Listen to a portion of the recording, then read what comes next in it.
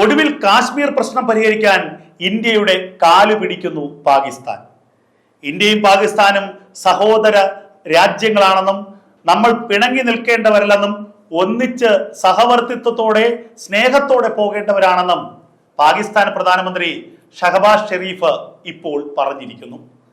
ഇന്ത്യയുടെ പ്രധാനമന്ത്രി നരേന്ദ്രമോദിയോട് നടത്തിയ അഭ്യർത്ഥനയിലാണ് കാശ്മീർ വിഷയം നമുക്ക് ചർച്ച ചെയ്ത് പരിഹരിക്കാം, നമുക്കിനി യുദ്ധത്തിന്റെ പാത വേണ്ട, ഇന്ത്യ ഇപ്പോഴും പാകിസ്ഥാനെ ശത്രുതാ മനോഭാവത്തോടുകൂടി കാണുന്നത്, അതിനെ അവസാനിപ്പിക്കണം, നമുക്ക് സ്നേഹത്തോടുകൂടി ഒത്തുചേർന്ന് മുന്നോട്ട് പോകാം. പാകിസ്ഥാൻ പ്രധാനമന്ത്രിക്ക് ഈ ബോധോദയം ഉണ്ടായതിന് പിന്നിൽ എന്താണ് കാരണം? പാകിസ്ഥാൻ പ്രധാനമന്ത്രിയുടെ കിളി പോയോ എന്നൊരു സംശയം നമുക്ക് സ്വാഭാവികമായിട്ടും തോന്നാം. കഴിഞ്ഞ ദിവസം വരെ സൗദി അറേബ്യയുമായി ആണവായുധ കൈമാറ്റ കരാറുണ്ടാക്കിയ ശേഷം ഇന്ത്യയെ വെല്ലുവിളിച്ച പാർട്ടികളാണ്.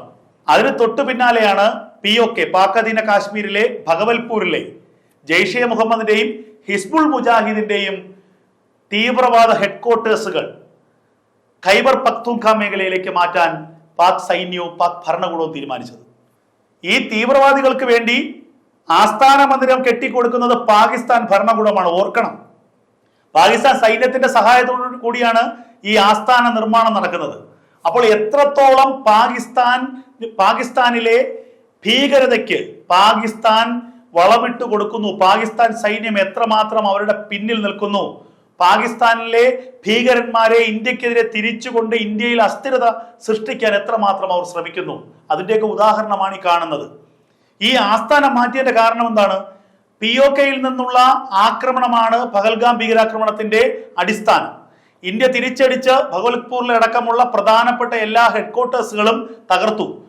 ഓപ്പറേഷൻ സിന്ദൂർ അവസാനിച്ചിട്ടില്ല എന്ന് പ്രധാനമന്ത്രി 2 ദിവസം മുൻപ് പറഞ്ഞിരുന്നു. താൽക്കാലികമായി നിർത്തിവെക്കുകയാണ്, ഇനി ഒരു പ്രകോപനം ഉണ്ടായാൽ ഓപ്പറേഷൻ സിന്ദൂർ ഞങ്ങൾ പുനരാരംഭിക്കും. ഇതൊക്കെ പാകിസ്ഥാനെ ഭയപ്പെടുത്തുന്ന കാര്യങ്ങളാണ്. ഇന്ത്യ ഏത് നിമിഷവും ഒരു തിരിച്ചടിക്ക് തയ്യാറായിരിക്കുന്നു. ഓപ്പറേഷൻ സിന്ദൂറിലൂടെ ഇന്ത്യയുടെ സൈനിക കരുത്ത് പാകിസ്ഥാൻ മനസ്സിലാക്കിയതാണ്. ഇന്ത്യയുടെ ബ്രഹ്മോസ് അടക്കമുള്ള ബ്രഹ്മാസ്ത്രങ്ങൾക്ക് നേരെ തുർക്കിയും ചൈനയും കൊടുത്ത കുറെ കളിപ്പാട്ടങ്ങൾ വെച്ച് പ്രതിരോധിക്കാൻ ശ്രമിച്ചു. എല്ലാം ചീറ്റിപ്പോയി. ഭീകര ക്യാമ്പുകൾ ഛന്ന ഭിന്നമായി. പാക് സൈന്യത്തിന്റെ 11 വിമാനത്താവളങ്ങൾ ഇന്ത്യ തകർത്തരിപ്പണമായി. ഒരൊറ്റ സൈനിക വിമാനം പോലും പറന്നുയരാൻ തക്ക കഴിവുള്ളതെന്ന് പാകിസ്ഥാന്റെ ഭാഗത്തില്ല. അത്രത്തോളം ഭീകരമായ ആക്രമണം ഇന്ത്യ നടത്തി. എന്നിട്ട് ഇന്ത്യക്കെതിരെ വീണ്ടും പുലമ്പുകയാണ് പാകിസ്ഥാൻ. അപ്പോഴാണ് പ്രധാനമന്ത്രി നരേന്ദ്രമോദി പറഞ്ഞത്, തീർന്നിട്ടില്ല, ഒന്നും അവസാനിച്ചിട്ടില്ല, ഞങ്ങൾ ഓപ്പറേഷൻ സിന്ദൂർ താൽക്കാലികമായി ഒന്ന് നിർത്തിവെച്ചതേ ഉള്ളൂ, ഏത് നിമിഷവും ഞങ്ങൾ പുനരാരംഭിക്കാം. അതിന്റെ പിന്നാലെ പോയി സൗദിയുമായി ചേർന്നു. സൗദിയുമായി ഒരു ആയുധ കരാർ ഉണ്ടാക്കി. ഈ ഖത്തറിനെ ഇസ്രായേൽ അടിച്ചതിന് പിന്നാലെ ഭയന്നിരിക്കുന്ന സൗദിക്ക് ഏതെങ്കിലും ഒരു ഇസ്ലാമിക രാജ്യത്തിന്റെ പിന്തുണ കിട്ടിയാൽ മതി. ആ സമയത്താണ് പാകിസ്ഥാൻ അങ്ങോട്ട് പോയി കൈകൊടുക്കാൻ തീരുമാനിച്ചത്. സൗദി ഇരുകൈ നീട്ടിയ കൈകൊടുക്കലിനെ സ്വീകരിച്ചു. അങ്ങനെ സൗദിയും പാകിസ്ഥാനുമായി ആയുധ കരാർ ഉണ്ടാക്കി. ഇതിനെ ഗൗരവത്തോടു കൂടി ഇന്ത്യ കണ്ടു. ഇതിന്റെ അടുത്ത ദിവസം മറ്റൊരു ഡെവലപ്മെന്റ് കൂടി ഉണ്ടായി. ബലൂജ് മേഖലയിൽ പാകിസ്ഥാൻ പാരാ ട്രൂപ്പിനെതിരെ ഒരു കുഴിബോംബ് ആക്രമണം, ഇറാൻ അതിർത്തിയിൽ ഒരു നിർമ്മാണ മേഖലയിൽ ഒരു ബലൂജ് ആർമിയുടെ ആക്രമണം. അങ്ങനെ 2 ഇടത്തായിട്ട് സുപ്രധാനമായ പാകിസ്ഥാൻ കേന്ദ്രങ്ങൾക്ക് നേരെ ബലൂജ് ലിബറേഷൻ ആർമിയുടെ ആക്രമണം ഉണ്ടായി. മറുഭാഗത്ത് താലിബാൻ സേന പാകിസ്ഥാനിലേക്ക് കടക്കുന്നതിനുള്ള ശ്രമങ്ങൾ ആരംഭിച്ചു. അപ്പോൾ പാകിസ്ഥാൻ ഒരു കാര്യം മനസ്സിലായി, ഇനിയും ഇന്ത്യയുമായി തർക്കിച്ചു നിന്നാൽ ഇന്ത്യയുടെ നേരിട്ടുള്ള ആക്രമണം മാത്രമായിരിക്കില്ല, ബലൂജ് ലിബറേഷൻ ആർമിയെ കൊണ്ട് ഇന്ത്യ ആക്രമിക്കും, താലിബാനെ കൊണ്ട് ഇന്ത്യ ആക്രമിക്കും, അവസാനം ഉള്ള മനസ്സമാധാനം പോയി രാജ്യം തന്നെ നഷ്ടപ്പെടുന്ന ഒരു സാഹചര്യത്തിലേക്ക് എത്തും. ഈ ഘട്ടത്തിലാണ് പാകിസ്ഥാന്റെ പ്രധാനമന്ത്രി ഇന്ത്യക്ക് മുന്നിൽ കൈകൂപ്പുന്നത്.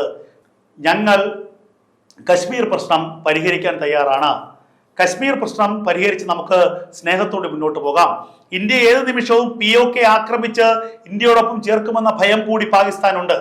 അതുകൂടി മുന്നിൽ കണ്ടുകൊണ്ടാണ് നമുക്കിനി ഒരു യുദ്ധത്തിന്റെ വഴിയിലേക്ക് പോകേണ്ടതില്ല, നമുക്ക് ഒന്നിച്ച് മുന്നേറാം, നമ്മൾ സഹോദര രാജ്യങ്ങളല്ലേ എന്നുള്ള ഒരു ചിന്ത പാകിസ്ഥാൻ വന്നത്. ഭയപ്പാടാണ് പാകിസ്ഥാന്. തങ്ങളെ ഇന്ത്യ ആക്രമിച്ച് പരാജയപ്പെടുത്തുമെന്നുള്ള ഭയമാണ് പാകിസ്ഥാൻ പ്രധാനമന്ത്രിക്ക്. ഇന്ത്യയുടെ ആക്രമണത്തെ പാകിസ്ഥാൻ ഭയപ്പെടുന്നു.